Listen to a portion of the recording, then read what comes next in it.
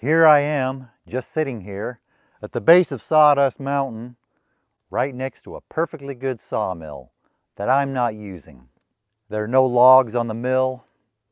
Is there anything more sad than a sawmill with no logs? I'm sure there is, but this is just the current state of affairs here. Why are there no logs? Because I didn't put any there. Because I quit.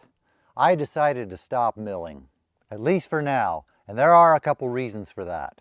One of those reasons is Doug fir. Most of the material I need to take off this place is Doug fir. To be successful in business, I think it helps to have two things: the ability to provide something that's scarce and in demand. Doug fir has always had a demand, sometimes a lot of demand, and it's so abundant. That's the problem. It's so abundant. The forests of the Pacific Northwest and Northern California are jam-packed with Doug fir. We have millions and millions of acres of it, and a well-established timber industry that's set up to very efficiently turn that Doug fir into Doug fir lumber. This region produces massive amounts of relatively inexpensive Doug fir lumber. Under normal circumstances, trying to sell Doug fir lumber here locally is a little bit like trying to sell ice to Eskimos. I also have a lot of ponderosa pine on the place, but people's attitudes here about pine is, why buy pine when you can buy Doug fir? But I knew that was the situation when I bought the mill. It's one of the reasons why it took me so long to buy a mill.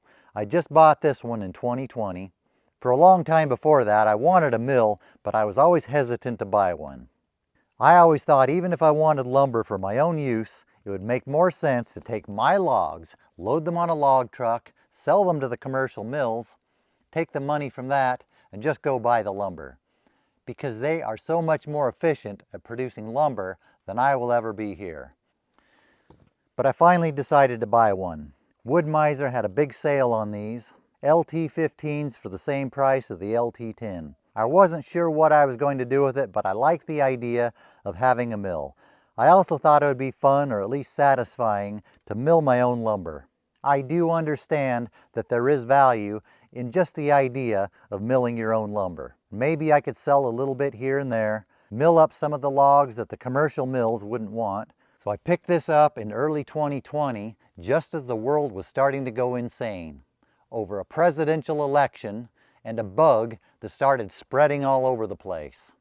As the world was going insane, the commercial mills dropped their production, trillions of dollars of stimulus money went into the economy, people were stuck at home, they finally had time to start working on projects around the house. They went to the store and bought lumber, started moving out of the cities, started buying homes, remodeling them. The price of lumber shot up to 3 or 4 times as high as it's ever been.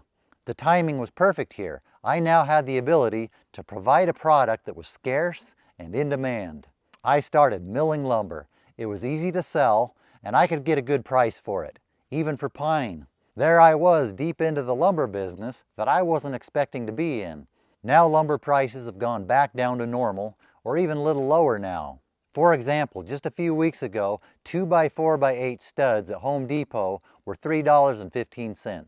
The prices have come up since then, but even at $3.98, it makes more sense for me to put the logs on a log truck and send them to the commercial mills than it does to mill them. Last year I was able to sell a lot of 2x8x8s for $10 a piece. Right now at Home Depot, they're $6 and change. In the last few weeks, I have been able to sell a few things like some of the bigger timbers, but the side cuts that come as a byproduct of milling those, like 1x4s, 1x6s, etc., those are just piling up. Earlier this year I was able to sell those, but right now I can't remember the last time I sold a stick of those. There probably are other specialty products I could figure out how to sell, things that you just can't get from the commercial mills. Or if I put more effort into advertising and marketing, I could probably sell more. But I'm reminded of the common saying, choose your battles.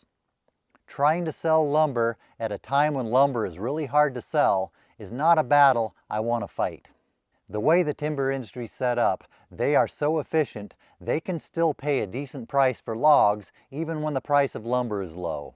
If I didn't have that option, it might make more sense to put more effort into trying to sell lumber. But right now, I think it makes more sense to sell the logs to the mill. At least now while the price of lumber is low. But I'm also not in a rush to sell logs either. Which brings me to the other reason why I'm not milling. One of the reasons I was milling so much was to try to salvage my dying trees before they rot. I pretty much got caught up with those, so now there's really no rush. Now after explaining all that, now I can get to the main reason why I stopped milling lumber. The temperatures here have been hot this summer. Upper 90s up to about 102. That's not unusual for here, but it is hot. And summer started early this year, started in May.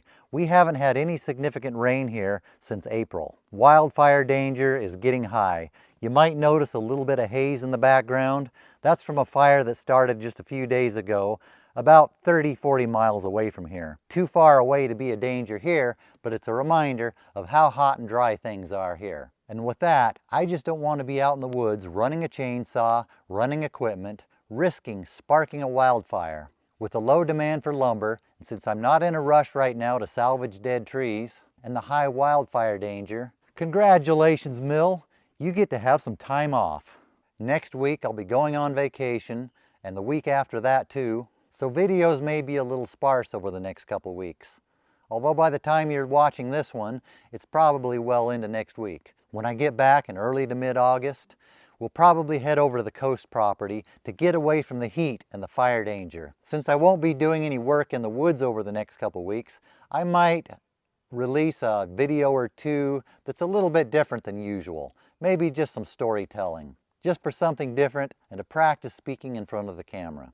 When I get back in early to mid-August, we'll probably head over to the coast property to get away from the heat and the high fire danger. I don't know that we'll be doing any milling over there, but I do have projects to do out in the woods there. Then we can get back to our regular scheduled programming. Then when we come back here in the fall, we'll see how the prices are looking. If there's a good demand for lumber and prices are up, we'll probably get back into doing more milling. If not, we might be sending more logs to the mill.